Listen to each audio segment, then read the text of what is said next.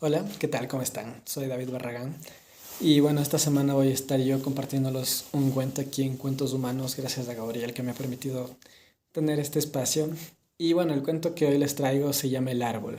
Este es un cuento de la escritora chilena María Luisa Bombal y hay algo interesante en este cuento.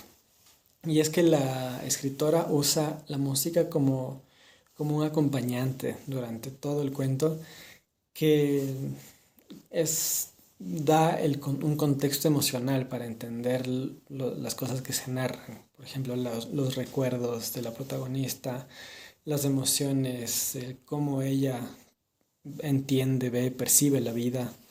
Entonces todo eso viene dado por la música, o sea, la música da el carácter emocional para que acompañe todo lo que se dice aquí. Entonces, para esto la escritora menciona compositores como Mozart, Beethoven, y, y bueno, entonces por eso yo para tal vez hacerlo un poquito más claro voy a ir poniendo la música según el cuento vaya narrando.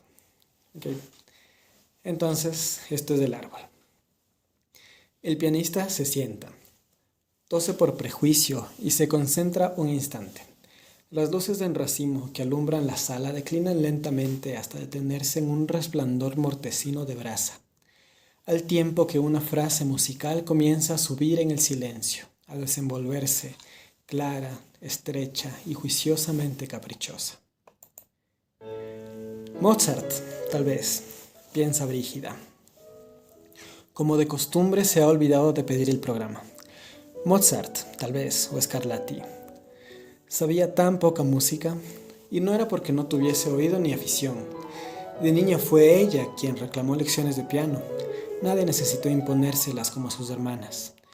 Sus hermanas, sin embargo, tocaban ahora correctamente y descifraban a primera vista, en tanto que ella había abandonado los estudios al año de iniciarlas.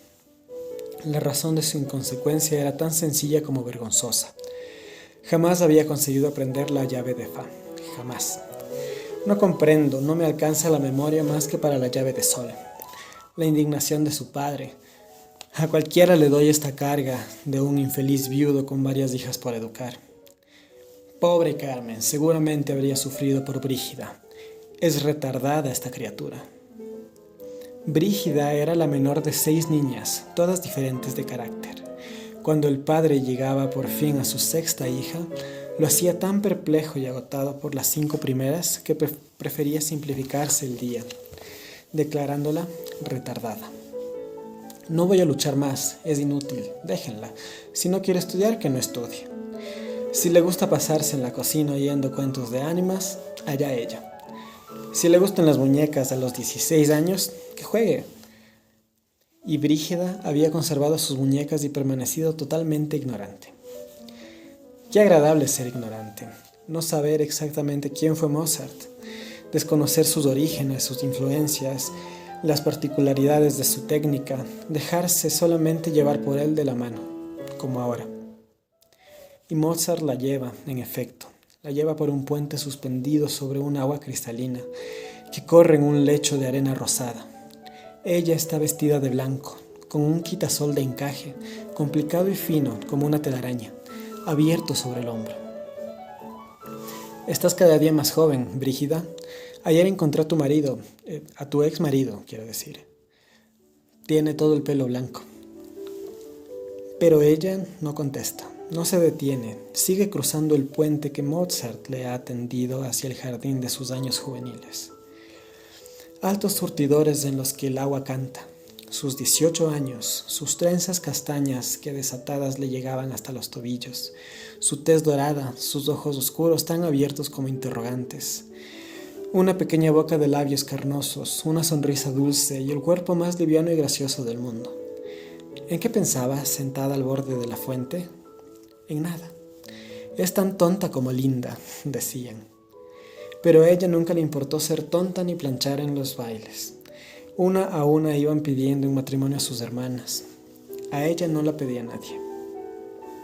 Mozart. Ahora le brinda una escalera de mármol azul por donde ella baja entre una doble fila de lirios de hielo. y ahora le abre una verja de barrotes con puntas doradas para que ella pueda echarse al cuello de Luis, el amigo íntimo de su padre. Desde muy niña, cuando todos la abandonaban, corría hacia Luis. Él la alzaba y ella le rodeaba el cuello con los brazos, entre risas que eran como pequeños gorjeos y besos que le disparaba aturdidamente sobre los ojos. La frente y el pelo, ya entonces canosos, es que nunca había sido joven, como una lluvia desordenada. Eres un collar, le decía Luis, eres como un collar de pájaros.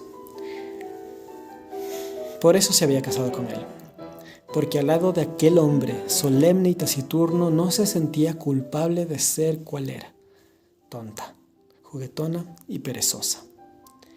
Sí, ahora que han pasado tantos años comprende que no se había casado con Luis por amor. Sin embargo, no atina a comprender por qué. ¿Por qué se marchó ella un día, de pronto? Pero he aquí que Mozart la toma nerviosamente de la mano y arrastrándola en un ritmo segundo a segundo más apremiante, lo obliga a cruzar el jardín en sentido inverso, a retomar el puente en una carrera que es casi una huida, y luego de haberla despojado del quitasol y de la falda transparente, le cierra la puerta de su pasado, con un acorde dulce y firme a la vez, y la deja en una sala de concierto, vestida de negro, aplaudiendo maquinalmente en tanto crece la llama de las luces artificiales. De nuevo la penumbra, y de nuevo el silencio precursor. Y ahora Beethoven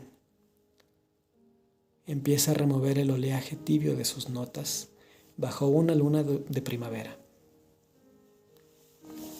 Qué lejos se ha retirado el mar. Brígida se interna playa adentro hacia el mar contraído allá lejos, refulgente y manso, pero entonces el mar se levanta, crece tranquilo, viene a su encuentro, la envuelve con suaves olas, la va empujando por la espalda hasta hacerle recostar la mejilla sobre el cuerpo de un hombre, y se aleja, dejándola olvidada sobre el pecho de Luis. No tienes corazón, solía decirle a Luis. Latía tan adentro el corazón de su marido que no pudo oírlo sino rara vez y de modo inesperado. Nunca estás conmigo cuando estás a mi lado, protestaba en la alcoba, cuando antes de dormirse él abría ritualmente los periódicos de la tarde. ¿Por qué te has casado conmigo? Porque tienes los ojos de venadito asustado, contestaba él y la besaba. Y ella, súbitamente alegre, recibía orgullosa sobre su hombro el peso de su cabeza cana. Oh, ese pelo plateado y brillante de Luis. Luis, nunca me has contado de qué color era exactamente tu pelo cuando eras chico. Y nunca me has contado tampoco lo que dijo tu madre cuando te empezaron a salir canas a los 15 años. ¿Qué dijo? ¿Se rió? ¿Lloró? ¿Y tú, estabas orgulloso o tenías vergüenza? Y en el colegio, ¿tus compañeros qué decían? Cuéntame, Luis, Mañana te contaré. Tengo sueño, Brígida. Estoy muy cansado. Apaga la luz. Inconscientemente él se apartaba de ella para dormir. Y ella inconscientemente, durante la noche entera, perseguía el hombro de su marido, buscaba su aliento. Trataba de vivir bajo su aliento, como una planta encerrada y sedienta que alarga sus ramas en busca de un clima propicio. Por las mañanas, cuando la mucama abría las persianas, Luis ya no estaba a su lado. Se había levantado sigiloso y sin darle los buenos días, por temor al collar de pájaros que se obstinaba en retenerlo fuertemente por los hombros. 5 minutos nada más. Tu estudio no va a desaparecer porque te quedes 5 minutos más conmigo, Luis. Sus despertares. Qué tristes sus despertares. Pero era curioso, apenas pasaba a su cuarto de vestir,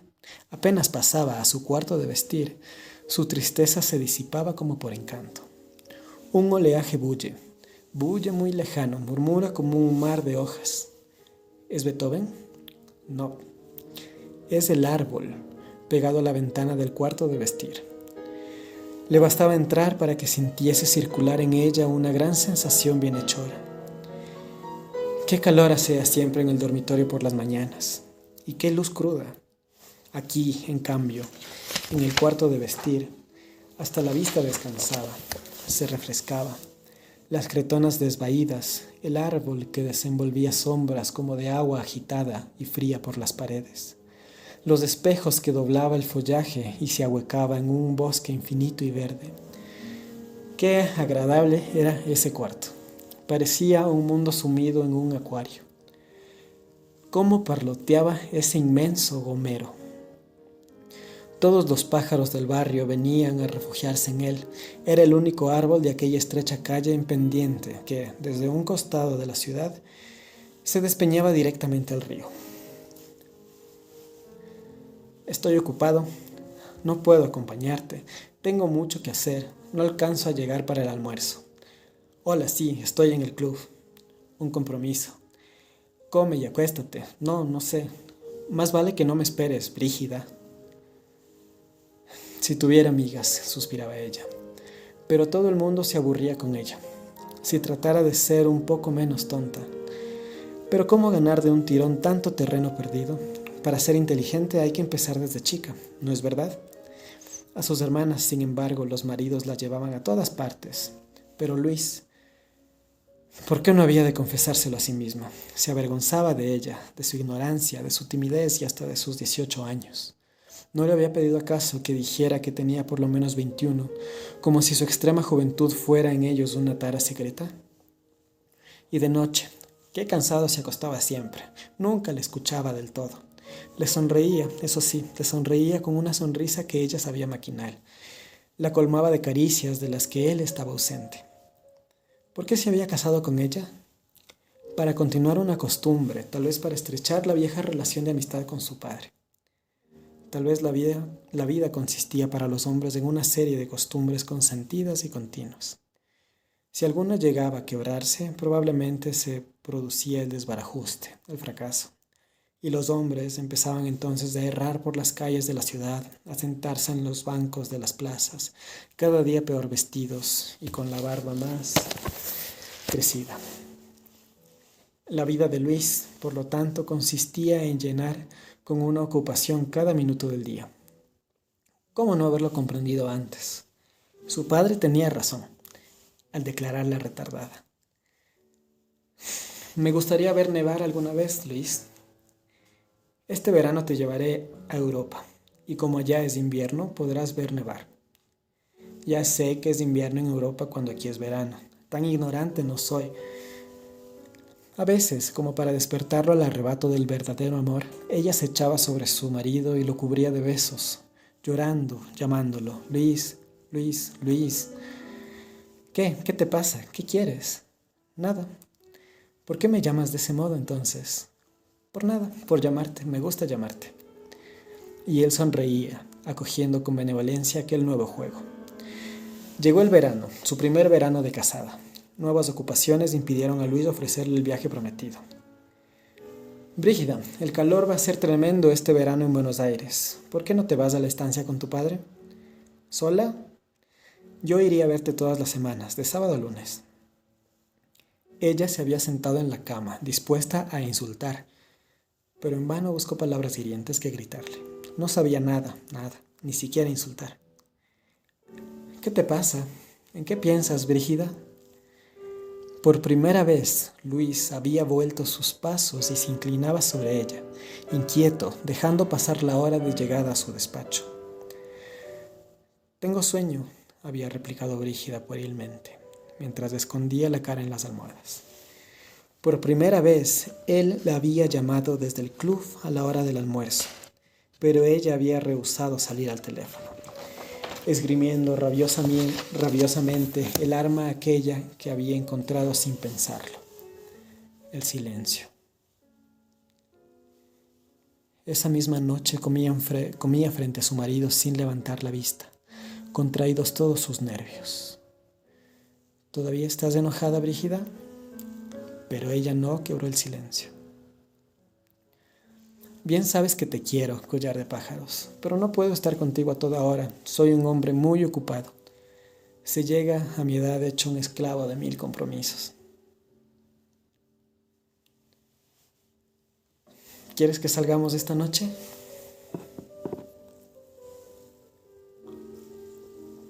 ¿No quieres? Paciencia. Dime, ¿llamó Roberto desde Montevideo? Qué lindo traje. ¿Es nuevo? Es nuevo, Brígida, contéstame. Pero ella tampoco esta vez quebró el silencio. Y enseguida lo inesperado, lo asombroso, lo absurdo.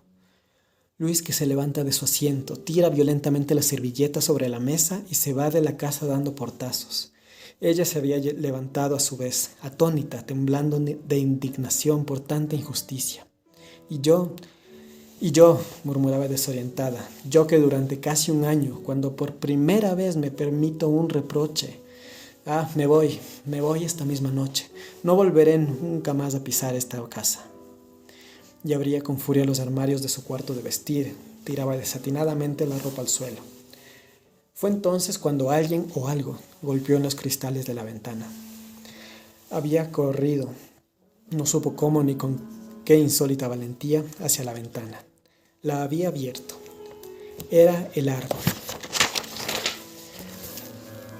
El gomero que con un soplo de viento agitaba, el que golpeaba con sus ramas los vidrios, el que la requería desde fuera como para que lo viera retorcerse, hecho una impetuosa llamarada negra bajo el cielo encendido de aquella noche de verano.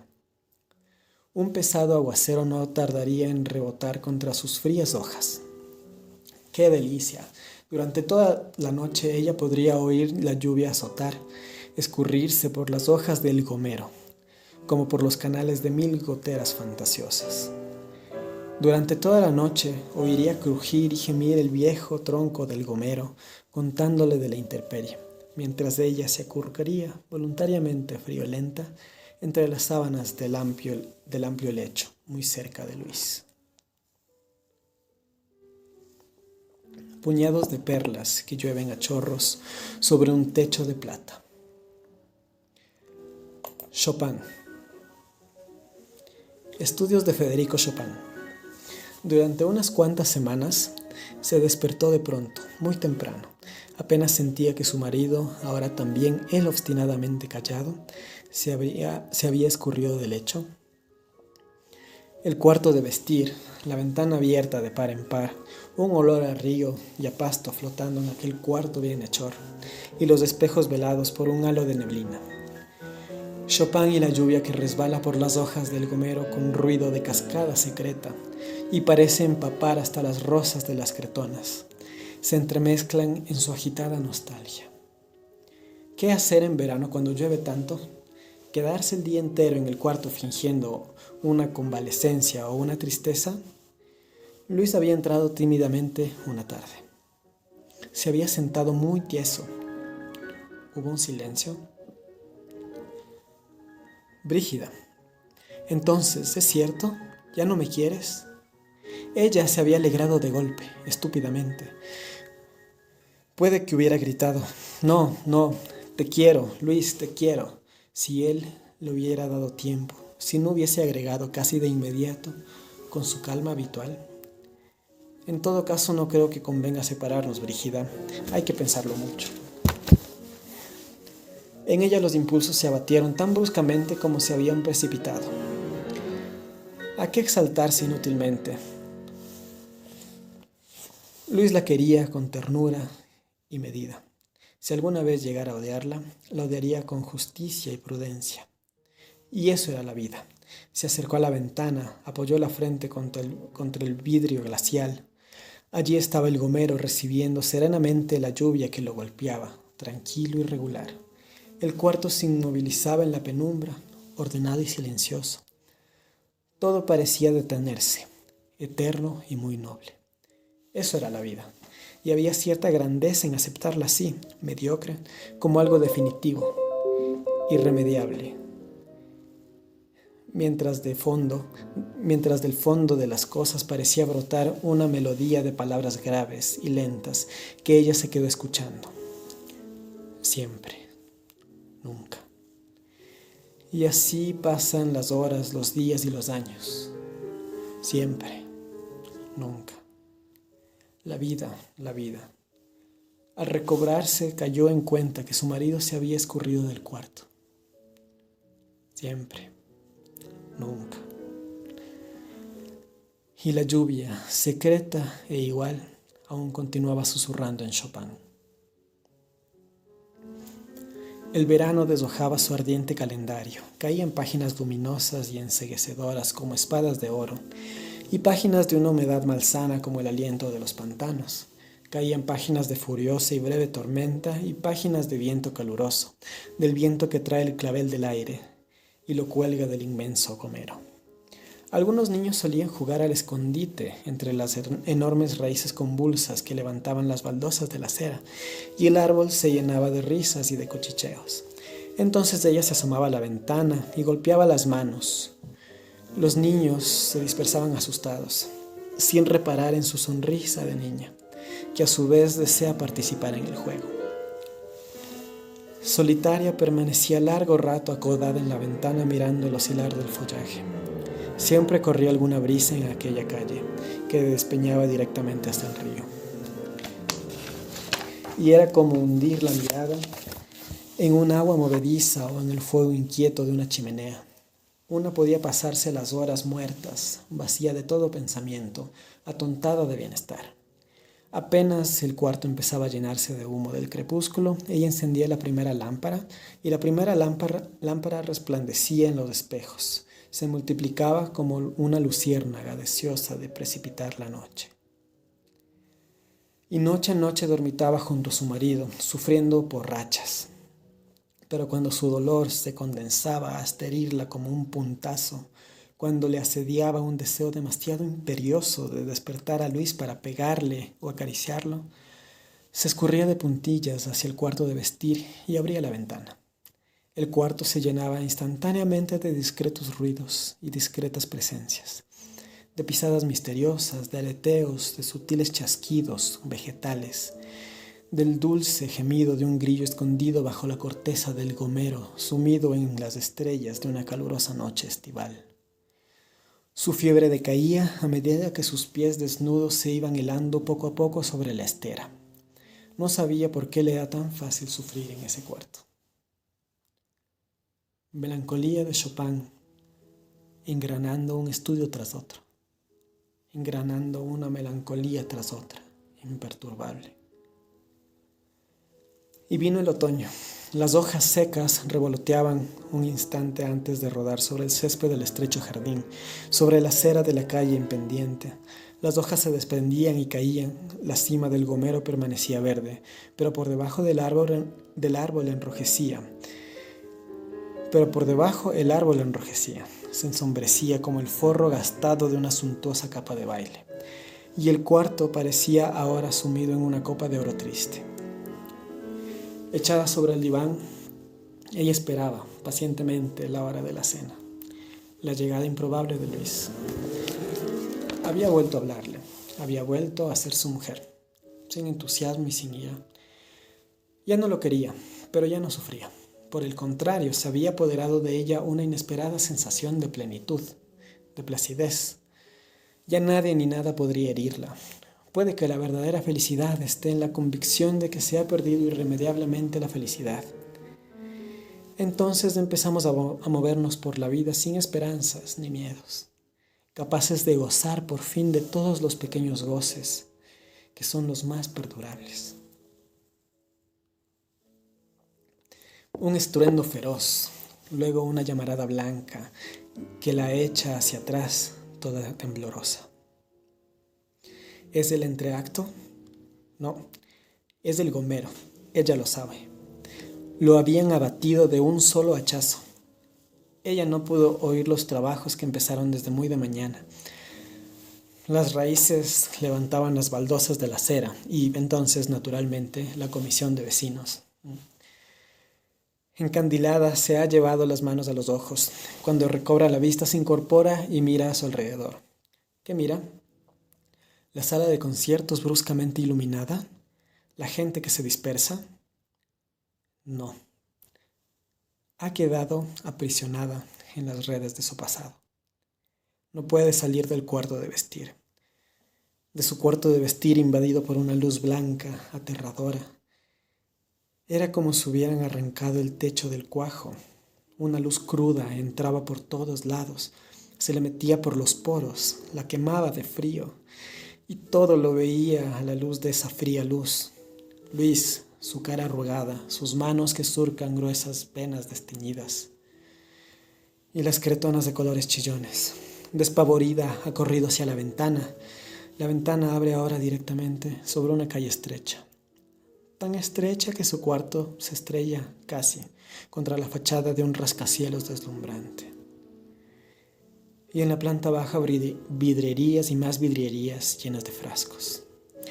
En la esquina de la calle una hilera de automóviles alineados frente a una estación de servicio pintada de rojo. Algunos muchachos en mangas de camisa patean una pelota en medio de la calzada.